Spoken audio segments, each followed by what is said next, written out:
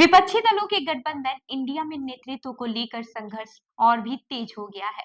फिलहाल इस गठबंधन का नेतृत्व कांग्रेस के हाथों में है, लेकिन जब से पश्चिम बंगाल की मुख्यमंत्री ममता बनर्जी ने इंडिया गठबंधन की अगुवाई करने की ख्वाहिश जताई है, तब से नेतृत्व परिवर्तन के मुद्दे ने जोर पकड़ लिया है। समाजवादी पार्टी, एनसीपी शरद पवार और शिवसेना उद्धव ठाकरे इस मुद्दे पर ममता बनर्जी का समर्थन कर चुके हैं।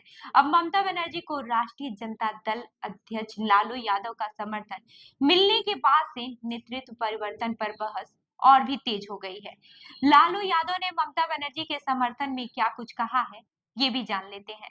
लालू यादव की पार्टी राष्ट्रीय जनता दल और कांग्रेस के रिश्ते पिछले काफी समय से अच्छे हैं। बिहार और झारखंड में दोनों दलों के बीच अब तक अच्छा तालमेल दिखा है। खुद लालू यादव और उनके बेटे तेजस्वी यादव के कांग्रेस नेता राहुल गांधी के साथ व्यक्तिगत रिश्ते अच्छे माने जाते हैं।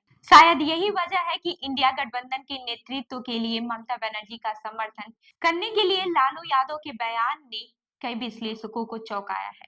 लालू यादव ने कहा कि ममता को इंडिया गठबंधन का नेतृत्व दे देना चाहिए, हम लोग उनका समर्थन करेंगे। जब पत्रकारों ने उनसे कहा कि कांग्रेस ने ममता को नेतृत्व देने की मांग पर आपत्ति जताई है, तो उन्होंने कहा कि कांग्रेस के विरोध से कुछ नहीं होने वाला है, ममता को नेतृत्व दे दिया जाना चाहिए। तेजस्वी यादव ने भी अपने पिता के सुर मिलाते हुए ममता बनर्जी का समर्थन किया है।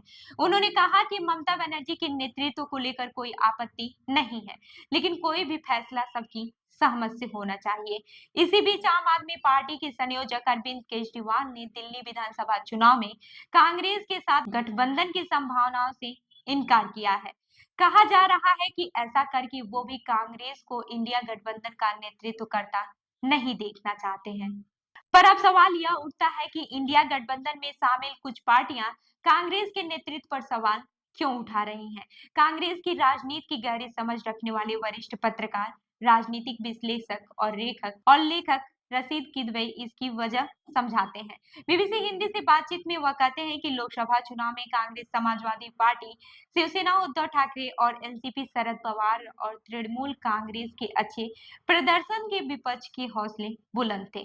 उसे लग रहा था कि अब वो विधानसभा चुनाव में बीजेपी को हरा देगा, लेकिन राज्यों के चुनाव में खासकर हरियाणा और महाराष्ट्र में कांग्रेस की हार के बाद बाकी विपक्षी दलों को लग रहा है कि इससे इंडिया गठबंधन कमजोर हुआ है।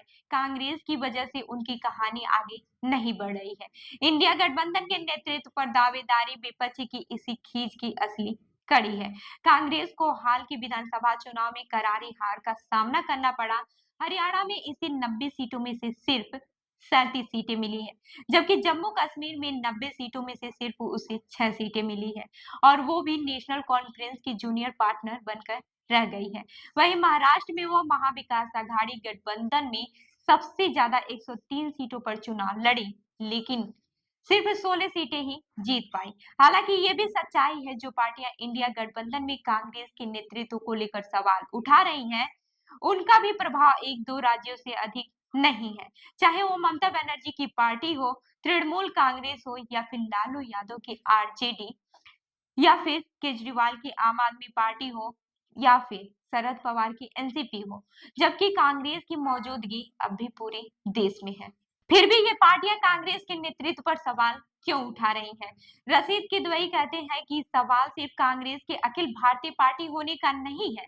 कांग्रेस इंडिया गठबंधन को जिस तरह से चला रही है, उससे उसके सहयोगी दल नाराज है। होना तो ये चाहिए कि गठबंधन का कोई सचिवालय होता, संयोजक और प्रवक्ता होता, साझा मुद्दे होते, लेकिन ये सारी चीजें नदारद है। इसलिए सहयोगी दलों को लगता है कि कांग्रेस इस गठबंधन को चलाने में सक्षम नहीं है, उसे दूसरे को मौका देना चाहिए। दूसरी ओर कांग्रेस को लग रहा है कि समाजवादी पार्टी, तृणमूल कांग्रेस, एनसीपी, शरद पवार, शिवसेना उद्धव ठाकरे का सीमित असर है। वे जाएंगे कहाँ? भाजपा के पास तो जा नहीं सकते, इसलिए कांग्रेस मनमानी कर रही है। ममता को बाकी दलों के समर्थन पर क्या बोली कांग्रेस, ये भी जान लेते हैं। पिछले हफ्ते ममता बनर्जी की ओर से इंडिया गठबंधन की नेतृत्व करने की इच्छा जताने के बाद से समाजवादी पार्टी, शिवसेना उद्धव ठाकरे, एनसीपी, शरद पवार जैसी पार्टियां इस मामले में उनका समर्थन कर चुकी हैं। यहाँ तक कि राष्ट्रीय स्तर पर इंडिया गठबंधन का हिस्सा न होने के बावजूद वाईएसआर कांग्रेस ने भी ममता बनर्जी का समर्थन किया है। लेकिन कांग्रेस ने ममता बनर्जी की दावेदारी पर सवाल उठाया है। कांग्रेस सांसद मणिकम ठाकुर ने इसे मजाक करार दिया है। उन्होंने पूछा है कि पश्चिम बंगाल के बाहर तृणमूल का क्या वजूद है। उन्होंने कहा, पश्चिम बंगाल के अलावा दूसरे राज्यों में तृणमूल का स्ट्राइक रेट क्या है?